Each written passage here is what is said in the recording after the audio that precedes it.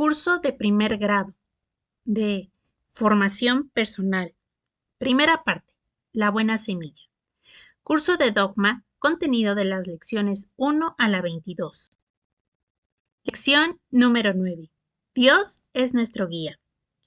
Nuestra relación con Dios se realizó a través de los profetas.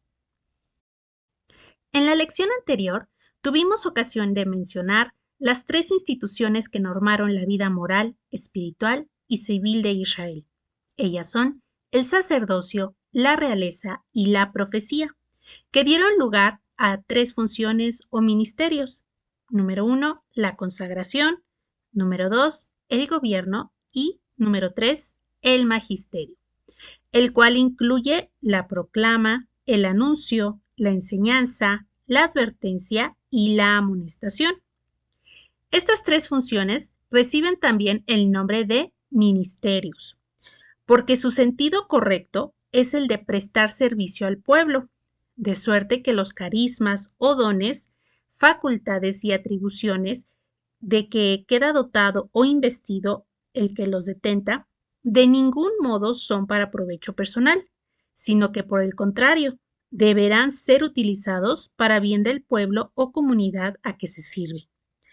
Todo otro uso será causa de abominación por parte de Dios, tal como aconteció al rey Saúl, que fue rechazado, y así lo vemos en el relato del primer libro de Samuel, capítulo 15, versículos del 7 al 11, donde nos dice: Batió Saúl a los amalecitas desde Javilá en dirección al sur, que está al este de Egipto. Capturó vivo a Agag, rey de los amalecitas, y pasó a todo el pueblo a filo de espada en cumplimiento del anatema. Pero Saúl y la tropa perdonaron a Agag y a lo demás escogido del ganado mayor y menor, las reses cebadas y los corderos y todo lo bueno.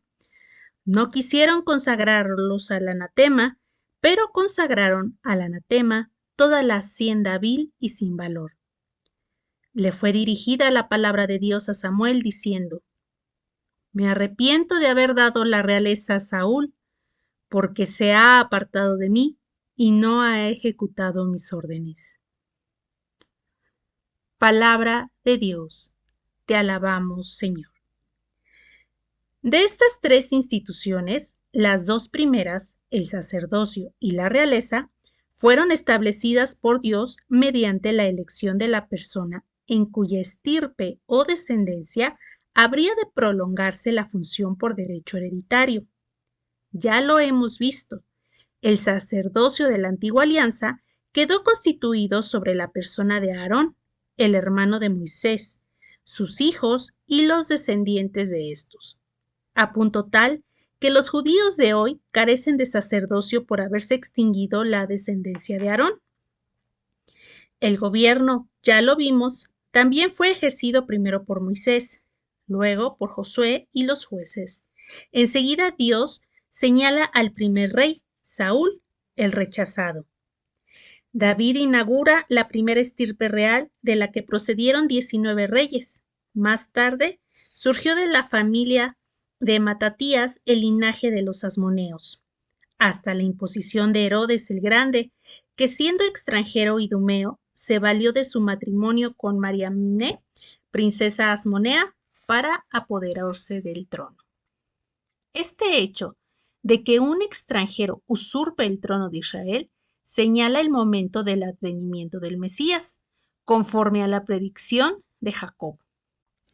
Así nos lo narra el libro del Génesis, capítulo 49, versículos 10, donde nos dice: No se irá de Judá el báculo, el bastón de mando de entre tus piernas, hasta tanto que se le traiga el tributo y a quien rindan homenaje las naciones.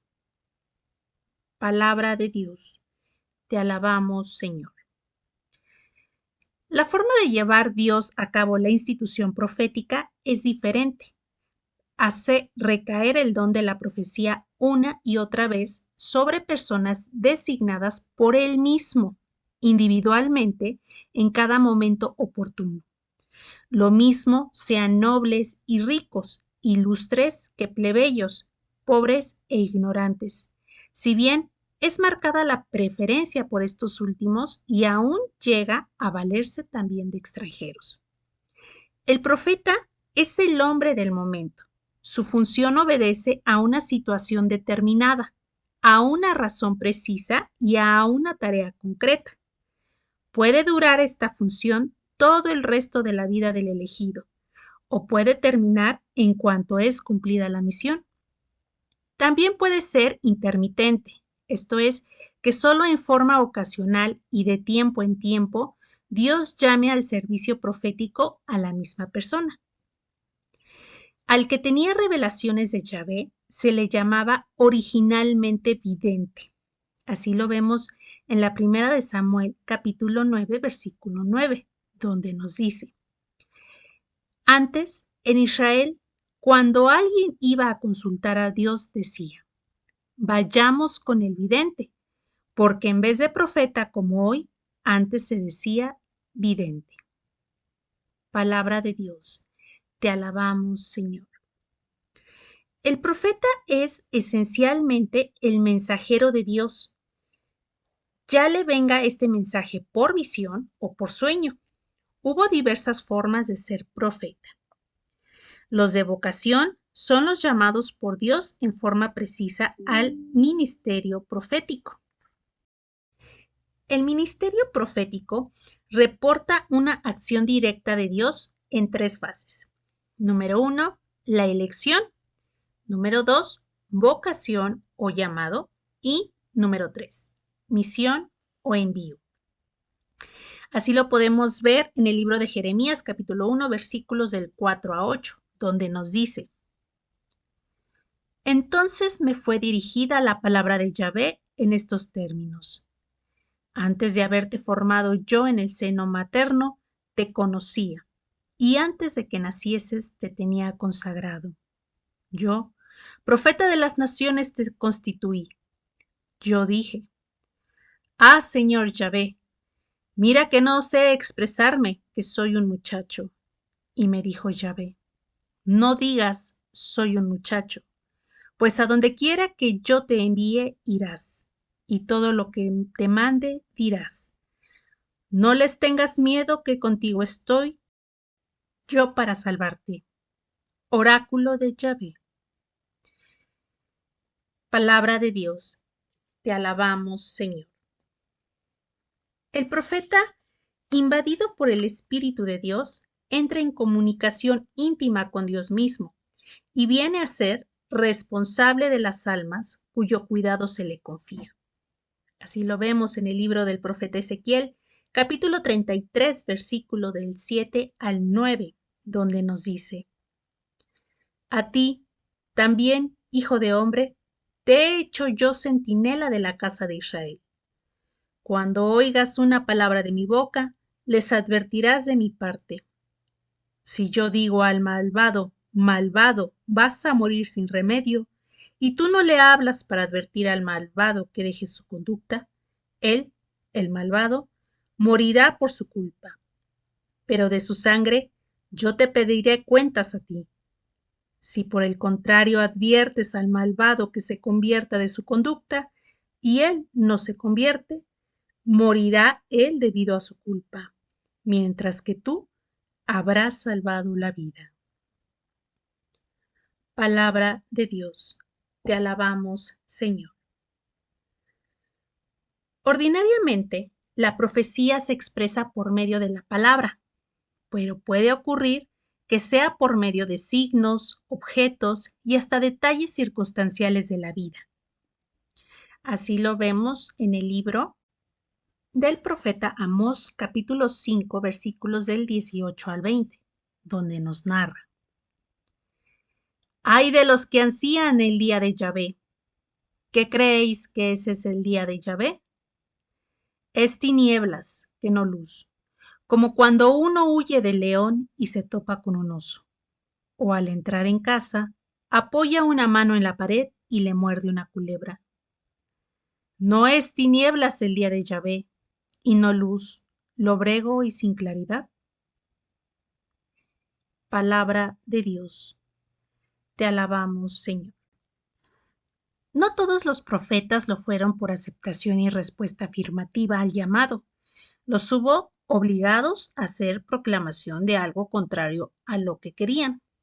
Así lo encontramos en el libro de Josué, capítulo 24, versículos del 9 al 10, donde nos narra. Después se levantó Balac, hijo de Zippor, rey de Moab, para pelear contra Israel, y mandó llamar a Balaam, hijo de Beor, para que os maldijera. Pero no quiso escuchar a Balaam, y hasta tuvo que bendeciros. Así os salve yo de su mano. Palabra de Dios, te alabamos, Señor. Semejante es el caso del profeta Jonás, a quien Dios encomendó anunciar en Nínive, capital del imperio de Asiria, su destrucción, debido al cúmulo de sus iniquidades. Jonás, en vez de marchar a Nínive, se embarcó para Tarsis, con objeto de eludir su misión. Dios dispuso las cosas para que el profeta cumpliera el encargo, pues una tempestad hizo zozobrar la nave. Así lo veremos en el libro de Jonás, capítulo 2, versículo del 1 al 2. Dispuso Yahvé un gran pez que se tragase a Jonás, y Jonás estuvo en el vientre del pez 3 días y 3 noches. Jonás oró a Yahvé su Dios desde el vientre del pez. Y Yahvé dio orden al pez, que vomitó a Jonás en tierra. Palabra de Dios. Te alabamos, Señor. De ahí partió el profeta a Nínive y dio cumplimiento a su misión. La misión del profeta es preciosa, sea que tenga que reprochar al pueblo sus desvíos o a los grandes su conducta, sea que debe predecir acontecimientos, ora con regocijo, ora adversos, sea que tenga que infundir esperanza en tiempos de prueba o arrepentimiento en ocasiones de castigo. Sea, en fin, que haya de amonestar, animar o estimular a otro para que cumpla su cometido. De todos modos, es el enviado de Dios, el que se da todo entero, el que se expone y el que solo puede confiar en aquel que lo envía, como ocurrió muchas veces cuando la situación les era adversa, al punto de que fueron muchos los profetas que pagaron con su vida la audacia de dar cumplimiento a su misión, siendo así un auténtico mártir el que llegó a ese extremo. Ya hemos visto que Dios ofrece al profeta todo su apoyo en el caso de Jeremías. Veamos lo que dice a Ezequiel para enviarlo. En el capítulo 2, versículos del 6 al 7. Tú, hijo de hombre, no les tengas miedo, no tengas miedo de sus palabras. Si te contradicen y te desprecian, y si te ves sentado sobre escorpiones, no tengas miedo de sus palabras, no te asustes de ellos. Les comunicarás mis palabras, escuchen o no escuchen. Palabra de Dios. Te alabamos, Señor. Asimismo, Cristo tuvo también frases de condenación durísimas contra los perseguidores de los profetas. Así nos lo narra el Evangelio de Mateo, capítulo 23, versículos del 33 al 36, donde nos dice: Serpientes, raza de víboras, ¿cómo vais a escapar a la condenación de la ajena? Por eso, he aquí que yo envío a vosotros profetas, sabios y escribas.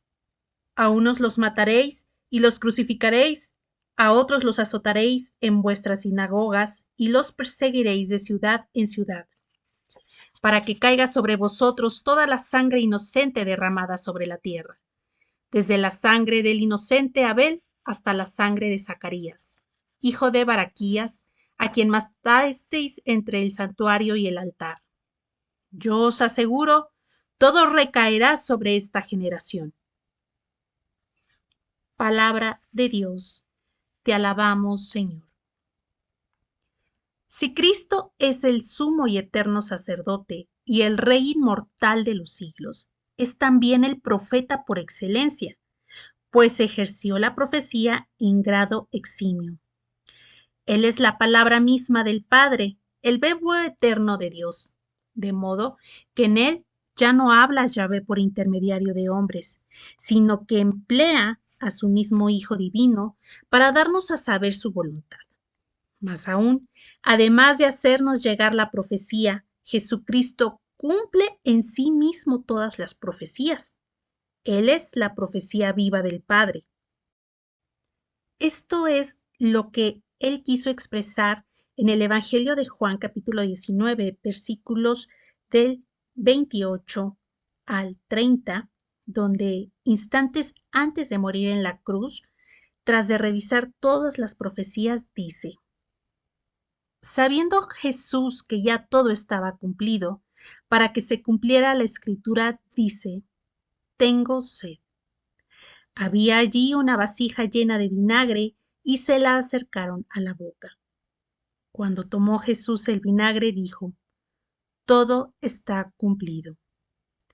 E inclinando la cabeza, entregó el espíritu. Palabra de Dios. Te alabamos, Señor. Era que su misión como profeta había sido completamente llenada, la que en las Escrituras había sido consignada.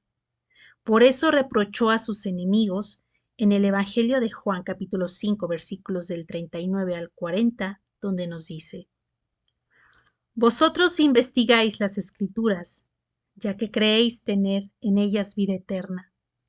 Ellas son las que dan testimonio de mí, y vosotros no queréis venir a mí para tener vida. Palabra de Dios. Te alabamos, Señor. Al Espíritu Santo atribuimos el espíritu profético, y el carisma de la profecía se cuenta entre sus dones. A la moción del Divino Espíritu hablaron los profetas, y por su inspiración, la Iglesia sigue ejerciendo la función profética de sus miembros.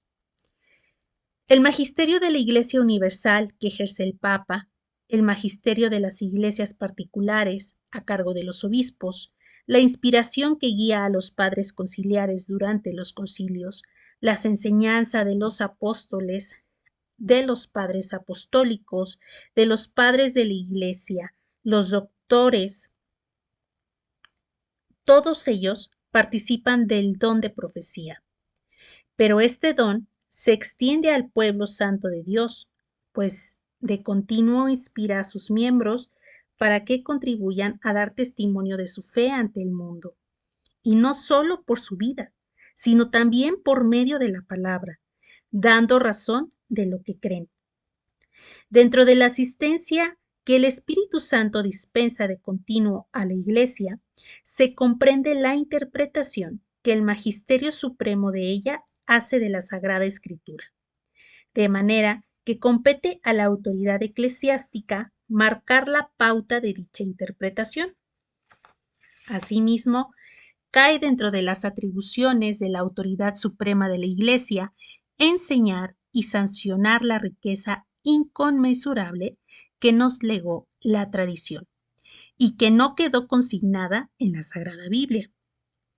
Para aceptar la tradición con el mismo valor que la Sagrada Escritura, basta tener presente la advertencia de San Juan al final de su Evangelio, en el capítulo 21, versículo 25, donde nos dice: Hay además otras muchas cosas que hizo Jesús. Si se escribiera una a una, pienso que ni todo el mundo bastaría para contener los libros que se escribieran. Palabra de Dios. Te alabamos, Señor.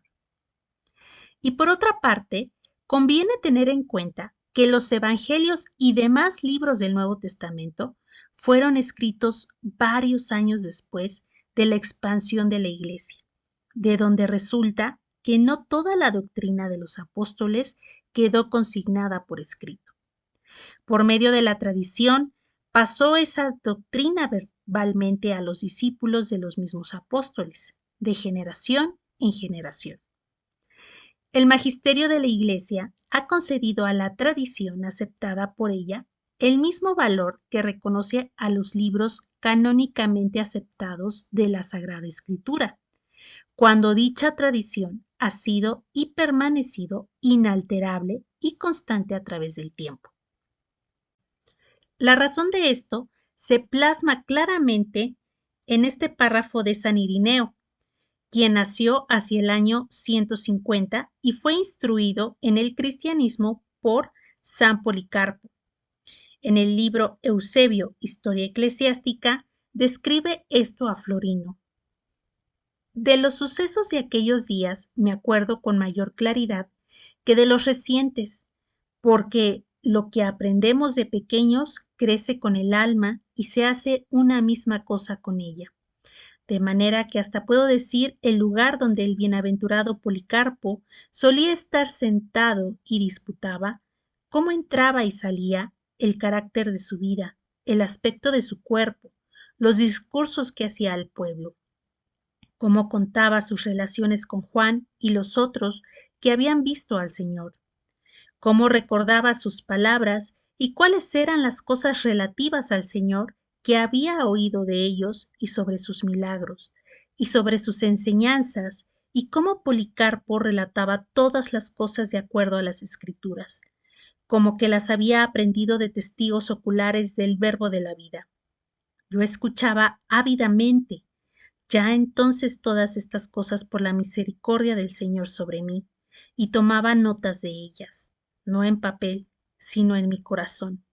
Y siempre, por la gracia de Dios, las voy a meditar fielmente. Ante tal testimonio del que oyó al que escuchó hablar directamente de los apóstoles, aquello que vieron y oyeron directamente de Cristo, decimos, qué valor tan grande el de la tradición.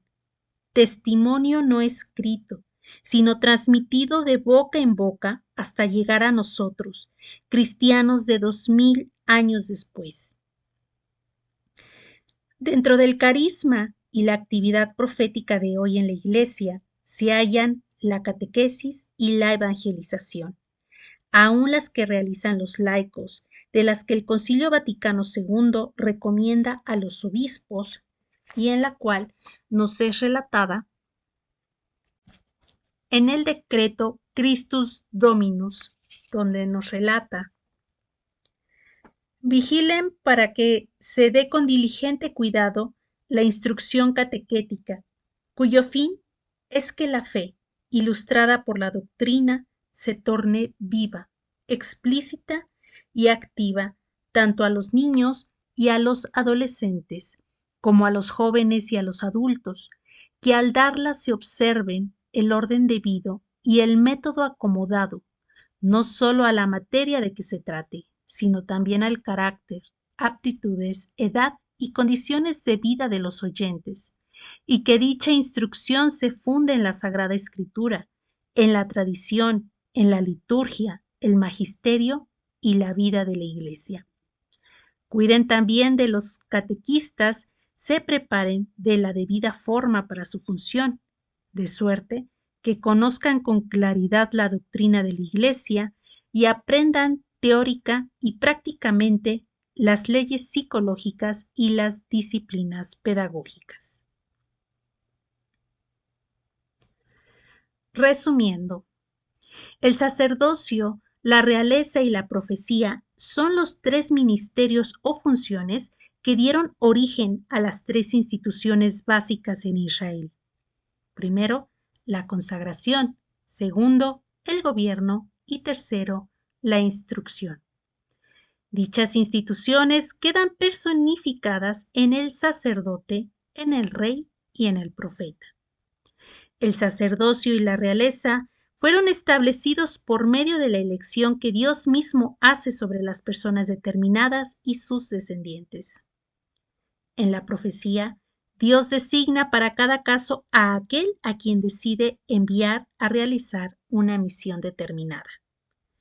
Dios reviste de autoridad y respalda con su apoyo moral y material la actuación de los profetas.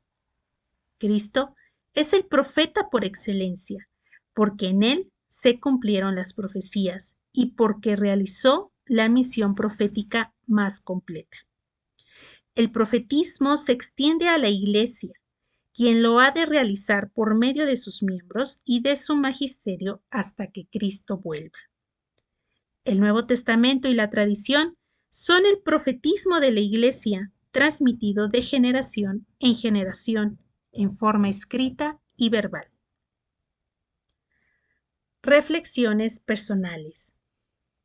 ¿He sido consciente de la importancia del sacerdocio en la Iglesia? ¿El gobierno es servicio para que haya orden? ¿Colaboro con él? ¿Acepto el magisterio de la Iglesia y lo aplico en mi vida? ¿Me intereso por conocer la tradición autorizada por la Iglesia? Procuro no confundir la verdadera tradición autorizada de la Iglesia con noticias, creencias y costumbres no aceptadas por ella. Venero la Sagrada Escritura, que es la palabra de Dios escrita, como lo que es una forma de presencia del Señor que nos habla. Resolución. Te ofrezco, Señor, respetar y venerar tus instituciones sacerdotal, pastoral o de gobierno y profética, para que por mí comience el mundo a ser consagrado, ordenado e instruido. Hasta aquí nuestra lección, hermanos. Veamos ahora el vocabulario que nos da esta lección. La palabra ministerios proviene del latín minister y significa sirviente. La palabra carismas proviene del griego y significa don o gracia de Dios.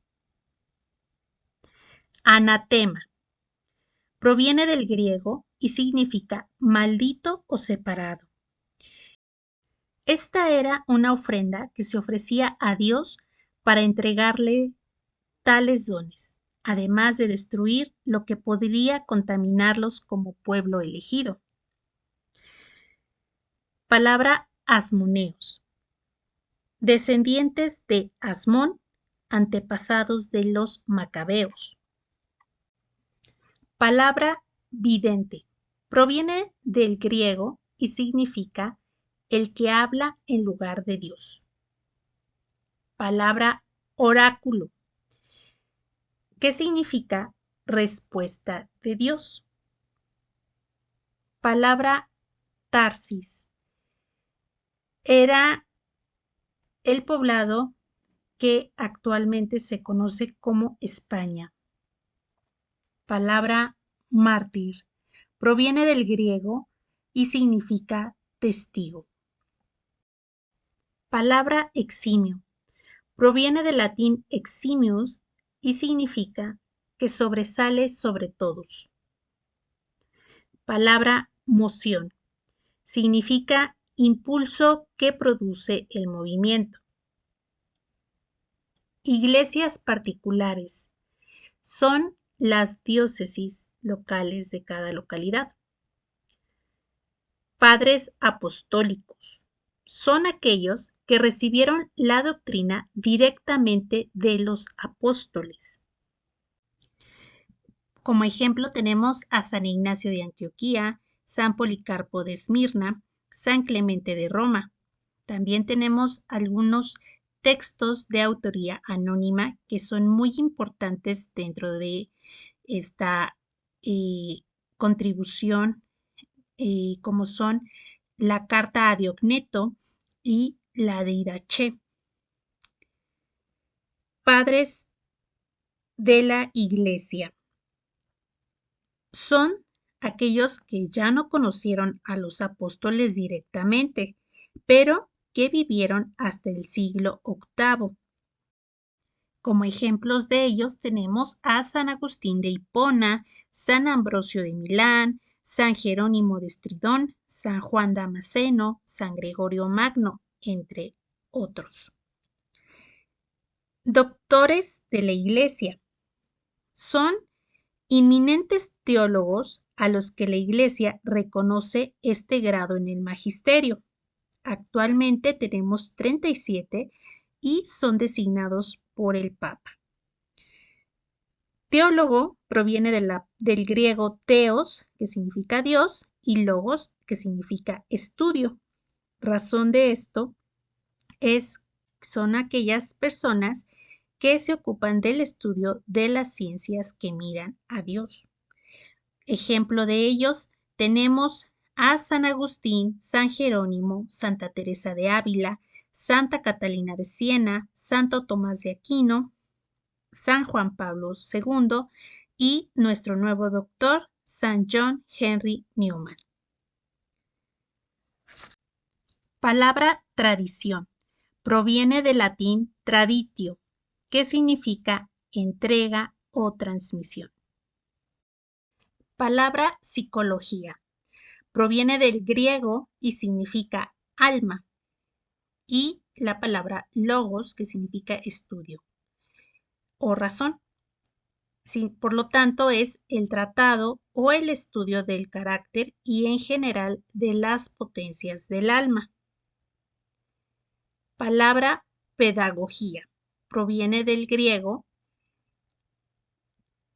paidion, que significa niño, y agogos, que significa guía o conductor.